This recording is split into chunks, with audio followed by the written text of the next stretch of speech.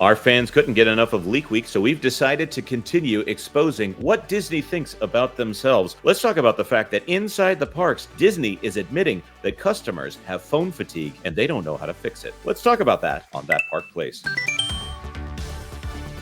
Hello, I am Jonas J. Campbell, an investigative reporter for That Park Place, and here with me is the guy that I go to for all of my theme park questions, Mr. VashSky. Vash, what time is the 2 p.m. parade? There is no 2 p.m. parade. Ha! I tricked you. We've got a lot to talk about today. So Vash and I have come across some documents here that we have been entrusted by a source that it's always an honor when sources reach out. And this video is going to be considered rumors and speculation. I don't think we will ever have any true confirmation of this because of the nature of what we're talking about. This is nothing that Disney would admit to because Disney doesn't admit to having problems.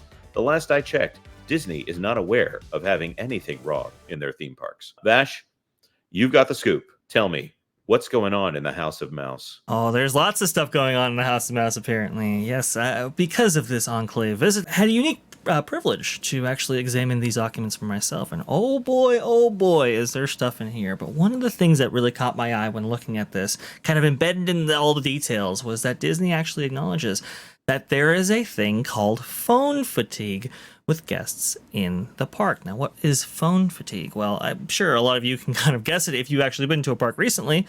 It's being on the phone too much. And so when they try to incorporate new digital services to augment the ones they already have, like Genie Plus, for instance, which they specifically mention in these documents right here, well then, maybe you don't have the adoption of these things that they originally anticipated. Let's talk about the problem at Disney parks for those of you who Right. have not been there or are not the main planner of a Disney vacation. Because right now, at least one person in your party, if you want to have an optimal Disney vacation, which, by the way, the prices for a Disney vacation are too high for anyone to forego this idea here.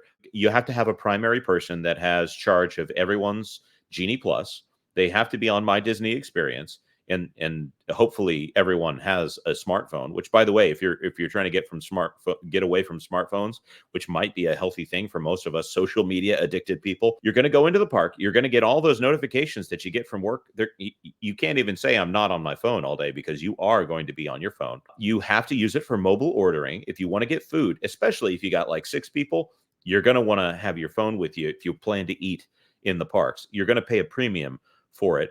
You have to get it in order to get Genie Plus or Lightning Lane, whatever aspect of that service you want to talk about. If you want to go to the Lightning Lane, which most people are having to buy that in order to have even a semi-enjoyable experience, Genie Plus is killing the lines, as in making them go far farther than they ever should have.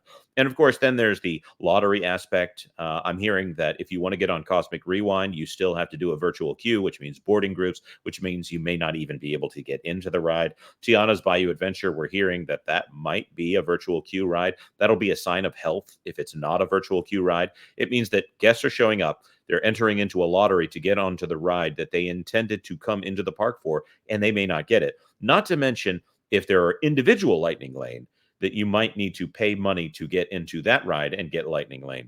There is no way and of course, this is not counting the fact that you need them to navigate the park. Unless, do they even still do paper maps, Vash? Yeah, that's the thing that's been tampered down quite a bit. That paper maps used to be part of the whole guest going experience, and used to be emphasized with paper maps at the front gates and so forth. Now that's really been pulled back. I think they only give you a paper map if you request one, ask for one, that kind of thing. So you can still get them, but much harder to come by nowadays.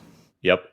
There is one more thing I want to add before I throw it to you again, Vash. There was an interview with Leslie Iwerks when they were talking about the premiere of the Imagineering story, which, by the way, the Imagineering story might be the greatest thing on Disney Plus right now, in my opinion. It is a monumental work.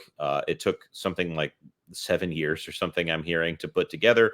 It has interviews with Michael Eisner. I think the first interview he's done for a Disney thing for maybe a decade. It goes through the entire history of Imagineering up to 2019. Is so good.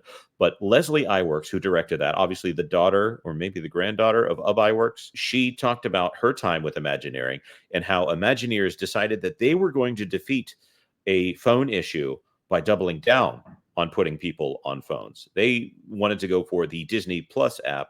Sorry, the Disney Play app. See, this is another thing with slapping the name Disney on everything. The Play app, which you're supposed to use in the parks and will drain your battery, is supposed to pull you into like an augmented reality thing to get your eyes off of the phone and into the park. So they're essentially saying, go to your dealer in order to try to pull you away from using that dealer's product. I don't think that that's how that particular distraction machine works. I think it's a noble idea.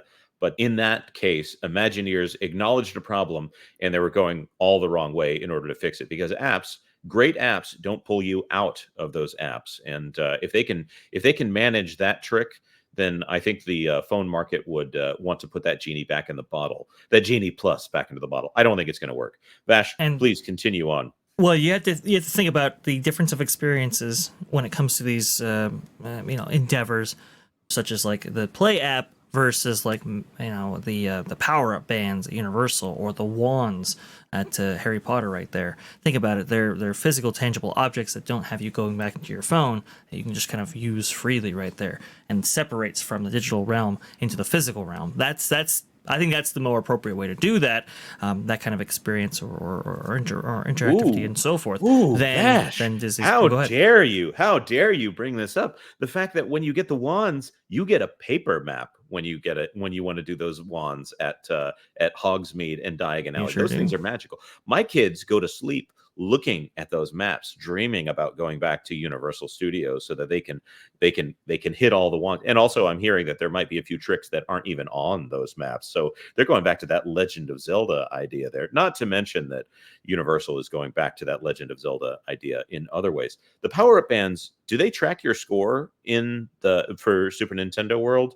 On an absolutely app? Do. I believe, yeah, they track your score, so you can look at your score in the app. But if you don't want to go back to your phone, they do have screens throughout the land in which you can actually track your progress on those as well. And there's like leaderboards and stuff like that. So if you don't want to interact with your phone, I believe you can do pretty much everything with the power band that you can in the land itself, rather than having to dig back into your pocket. And speaking about pockets, this isn't just hinder the guest experience or hinder the creative output of Imagineering and so forth, but this also affects the revenue generation side of the business, specifically between food, beverage, and retail, that these documents clearly outline. This was really fascinating to witness, because they talk about I don't know if you've heard the merchandise mobile checkout that they've been trying to push in their parks. Now I kind of thought this is kind of a labor savings thing, but I guess there's some idea that guests, if they embrace it, might actually purchase more, in a similar way that if guests embrace, let's say, mobile checkout for for food and so forth, those purchases tend to be bigger. Okay, fair. But apparently they're talking about how, because of Genie Plus and just how taxing it is, or just how involved you have to be in order to interact with that system, that it's taking away from some of the other things that they want to do, like merchandise mobile checkout. Because if and I think that the exact terminology used was if you invest in Genie Plus, everything is about Genie Plus, which is fascinating. So guests are less inclined to engage with these new systems, and that's really putting a bind on some of these other departments that want to push these initiatives that they feel will increase revenues. People are like, nope, sorry, you've already got me doing all this other stuff. I'm not going to engage with this system any further. Right. If I can point this out, when they put up a QR code instead of a price, that creates an opportunity for Disney to do surge pricing on individual items. The same thing might be true for mobile ordering. I don't know if they're doing surge pricing on food items there, but if they don't list any prices in the store and instead you're scanning an individual QR code for the items there, that creates an opportunity for Disney, one, to sell you more stuff, and two, they can set different prices throughout the day according to how popular an item is. And that creates an advantage for Disney. It doesn't necessarily create an advantage for guests. Also, it takes some of the magic about little kids who want to go into those stores and they've got their vacation money, their Disney dollars. By the way, do Disney dollars exist? I don't know. They ought to bring them back just for nostalgia's sake. Kids like to go in and make their selections. And obviously, a cashless world, people spend more money in a cashless world because they're not thinking about how much they're spending. Not to get all Dave Ramsey on it, but people like to hold on to old Uncle Benjamin there if they've got him in their hands, a lot more than they'll say if you have $100 in a gift card. That can't wait to be spent. The purpose is to get rid of that money if it's on a gift card. Vash, do you think they're regretting this push to, according to what you've seen? Because at this point, you've researched in different ways than I have on the documentation that we have been so generously gifted here. Do you think Disney is regretting going to phones here, or are they just trying to tweak it, trying to find that formula that brings people back to spending money, not necessarily bringing them out of the app?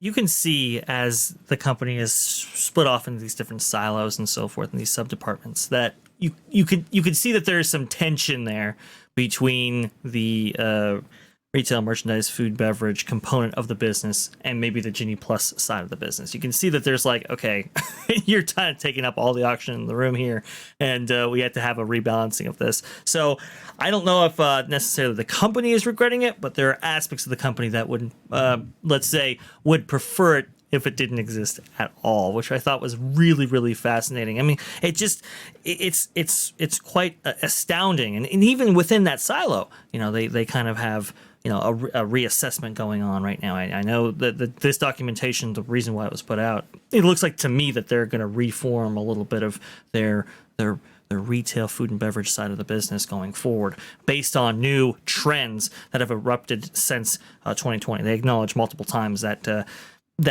guest mix and guest habits, most specifically, have changed from pre-COVID, which was fascinating to see. Like a mobile checkout, for instance, it's like, okay, they thought that guests would really embrace that, but what they found in the research was, and maybe this keys off on another story. If I can go ahead and go ahead. Drop it a little bit here. They said that the number one way in which they convert a merchandising opportunity into an actual sale is through cast engagement. It's like, okay, you want to take the cast out of it through this mobile checkout feature, but you also acknowledge that that having that cast member there leads to more sales. I thought that was also very, very fascinating. And well, casts, they're important, as we'll soon find out. Yes, and there's been a little bit of change on the cast member side. We are going to talk about another leak from this very soon, so you're going to want to stay tuned to that Park Place for that. We want to throw this to our commenters. What do you think about the phone situation at Disney Plus? Has it gone too far? Is it something that you want phones completely out of the park experience, or is this something that you think they could tweak a little bit and make it better? Let us know your thoughts in the comment section down below. Of course, like this video if you like this video, and consider subscribing to That Park Plays for all the news that should be fun. Thanks for watching That Park Plays News. For more information, consider checking out www.thatparkplace.com. And don't forget to subscribe, share, like, and send this out on your favorite social media accounts.